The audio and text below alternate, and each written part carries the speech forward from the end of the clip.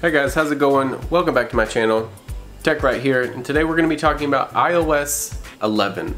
Not only are we going to talk about iOS 11, but I'm going to tell you how to get it early on your phone if you want to try it out. Before we get to that point, let's talk about some of the features that have come out for this update. I'm not going to lie, I'm not the biggest fan. First thing we're going to talk about is the control center. Now I will throw a picture up over here in case you would like to see what it looks like, but for the past couple of years, honestly, it just seems to me that Apple has decided to take what is already there and rearrange it to where it looks nicer, but it's still just essentially the exact same thing that you're getting. If you can look over here, they've clearly added a couple buttons. But other than that, it's the exact same control center, it does the exact same thing, it's just rearranged, and that's something that's getting on my nerves a little bit.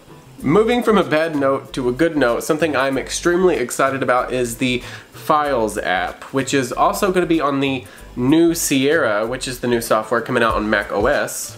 This Files app is going to kind of work like Apple's version of Dropbox, if that makes sense to you. The app is going to be on the computer, it's going to be on your phone, it's going to be pretty much on any Apple device that you have. And what it's going to do is if you put any type of media or text documents or anything into that folder, then you're going to be able to access it universally through all of your devices, which is something that I think Apple should have done a long time ago. Stuff to try to work up to this that Apple has released has been stuff like AirDrop, which allows you to drop things to any Apple device, essentially. Even someone else's device that's not yours if you wanted to do that. Kind of like a bad version of Bluetooth. But essentially, as a creator, I'm excited about this because I do a lot of things with photos and videos, and I like to take videos that I've recorded on my camera that's going to allow me to throw it from my camera to my phone within seconds, because it's kind of awesome. But then I'm going to be able to take it from my phone, put it in the Files app, and then just pull it up on my computer without even having to take the SD card out, and that is pretty freaking awesome. So we went from a bad note to a good note, now I'm going to go back to a bad note.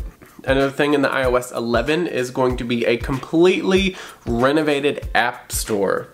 I switched to Spotify because the music app on your phone kind of took the iTunes store and meshed it into the music app a little bit. So now not only can you sift through tons of featured content to get through your music, but it's just confusing overall, and I don't want to have to sift that hard to find a song that I'm listening to in the car. I would like to just open it up, kind of like what Spotify has going on. It's essentially the same features as the music app, but it is just a lot better quality. It's engineered better. Although all of us kind of just use the top charts anyway, we don't necessarily just search for stuff, so I'm not going to knock it completely just yet. I'm going to wait until it's completely done and see where we're at from there. Okay, if I can get pictures of this, I'm gonna try to. It's kind of hard to do that when the feature is not necessarily out yet. One of the coolest features, and you know, there's a good thing and a bad thing to this because you know, this is very mixed review here. This is a very mixed review. The iOS 11 software that is coming out has a screenshot feature that is going to allow you to take a screenshot on your phone. When it does that, it is supposed to automatically pop up in the bottom corner. The picture, the screenshot, is going to have different options for you to do. So you're going to be able to edit the screenshot within the phone, kind of like the Galaxy Note 3s started doing whenever they came out. It's going to allow you to write onto your phone, which kind of makes me nervous because when you have a feature like that, you're kind of going to want a stylus. So I'm a little bit worried that Apple is going to come out with a stylus feature like the Note line has for Samsung. Or they're going to try to push some kind of miniaturized Apple Pencil and charge you like $500 for it, and everyone's going to buy it because everyone loves Apple.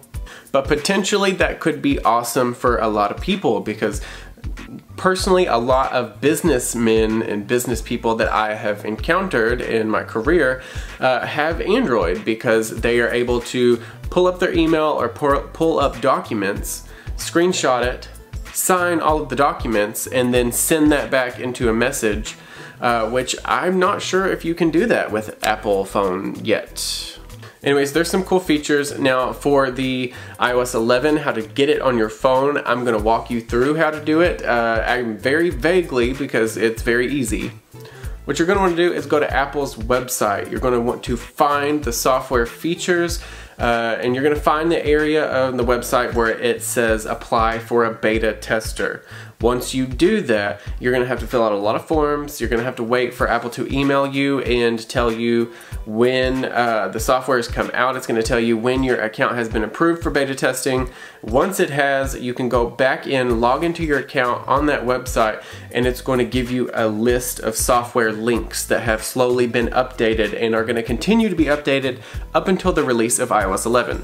Now, although this is really cool, I would caution you on doing this, especially in the very early stages of a software update development, because if there is bugs or problems, your phone freezes up, all of those things could potentially happen when updating a software that hasn't been released yet. So when you update your software, if it crashes, you really gotta know how to either reset your phone or revert it back to the previous iOS 10. You gotta know how to work around those kinks before you can successfully put something like that on there, because you don't wanna break your phone, and I don't want you to listen to my tutorial and then your phone break and then you essentially blame me. Alright, you guys, be sure to like this video. Put those comments down below. Yes, I will check them. And be sure to click this button right here to subscribe to my awesome, amazing YouTube channel. Be sure to check out these videos right here because they're also awesome and also amazing. Be sure to check out all my links below. Follow me on all my social media sites, and I will see you guys in the next video. I love all of you. Peace.